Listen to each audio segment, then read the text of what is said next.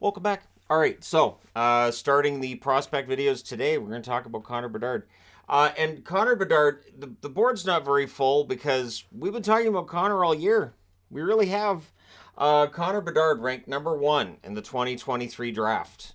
And really, it's just it feels like all the reports on Bedard are very very similar. He is the most hyped prospect since Connor McDavid, and I know people will mention Lafreniere. There was hype about Lafreniere, not like this. Words that get thrown out there, and basically where it ends up is he's potentially generational. Now, there will be a lot of people saying pump the brakes. Pump the brakes and talking about somebody being generational. But I remember people saying that about Sidney Crosby in his draft year, as well as Connor McDavid. So Bedard may very well be that next guy who ends up being generational. And I'm wearing Chicago because they've got the number one draft pick. They're drafting Bedard. They made a lot of money in ticket sales after the draft lottery was done last night.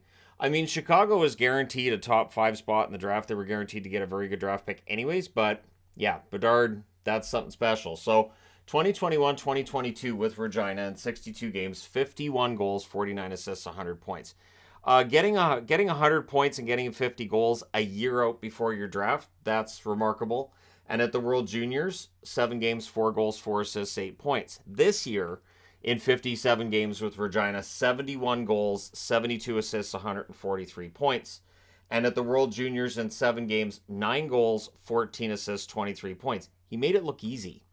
Made it look easy at the World Juniors against a lot of players older than him and as a player not yet drafted. So my guess is he won't go to the AHL. He won't go to the World Juniors. He's going straight to the Hawks, and we'll see how many points he gets. Now he's 5'10", which is on the small side, but in today's NHL, where it's skill over the brawn side of things, that shouldn't be a problem. 185 pounds. He is a center. Center depth, of course, being really important when you're building a team, as Chicago will now try to do. And so for the Hawks, Bedard gives them a big linchpin right down the middle. It's about filling out the rest of that roster and figuring out what you're going to do from there. So he is seen as an excellent skater, excellent passer, excellent shooter. The only thing I've seen, and it's not a weakness, the only thing he doesn't excel at is the physical side of the game. But for skilled players, that's not really an unusual thing to say about them. He's dominated in the WHL on a Regina team that was not a powerhouse. We have seen players in their draft year do very well on teams that are pretty stacked. In Bedard's case, there were some good players in Regina. I'm not saying there weren't, but he really was the one who elevated that team. And even in the playoffs against Saskatoon, Blades had a hard time shutting him down. And in the end, if he had played for a better team, who knows, we might have seen him go all the way to the Memorial Cup. He's seen as having great hockey sense as well. So that's your intelligence on the ice. That's how you see situations. And it may very well mean that it helps you avoid getting hurt. Because when you're this skilled and you're this good, there's always the potential for a team to say, well, if we can eliminate Bedard and do it in a way that doesn't look ugly, then we've got a really good chance of winning this game. So it's a situation where, these young players come in, they got to keep their heads up. We see that with Jack Hughes. We see that with Connor McDavid. We see that with Pettersson in Vancouver. Young players, good players. And so teams will, and again, they try to do it within the rules, but you try to make sure their life is as miserable as possible. So for Bedard, that's where he's at. When asked what his advice would be, Lafreniere said that he would advise Bedard, be patient, take your time. It's a tough league. Don't expect to take over right away, kind of thing. And I think this is all great and good. We'll see how things go for him to start the season and whether or not he can go the full 82 games. And if he's as good in October as he is in April, some players take a little longer. Stamkos is one that struggled his rookie season, and then all of a sudden it worked. They had to make a coaching change to make it work, but it worked. And so the comparisons are out there. The number one comparison that seems to get made a lot is Patrick Kane.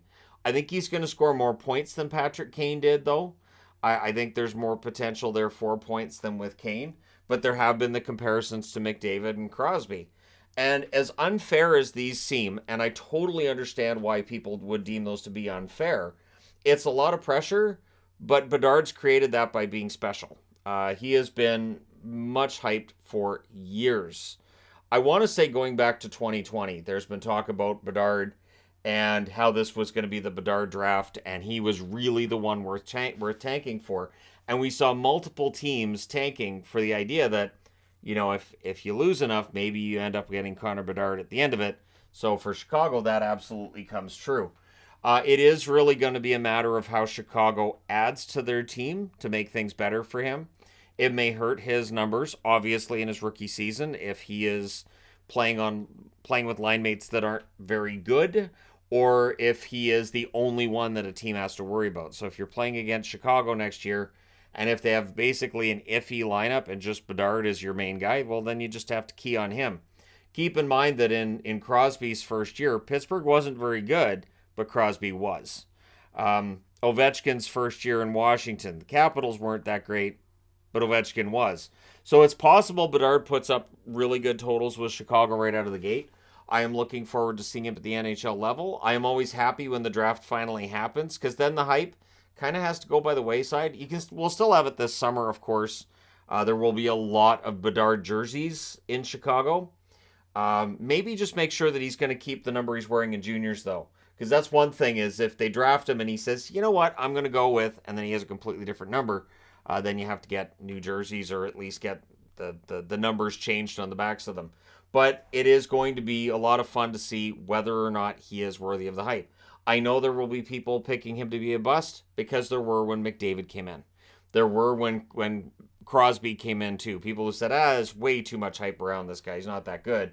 And I remember McKinnon, another number one draft pick, who struggled out of the gate, and it took a while for McKinnon to really find his footing in the NHL and become a star.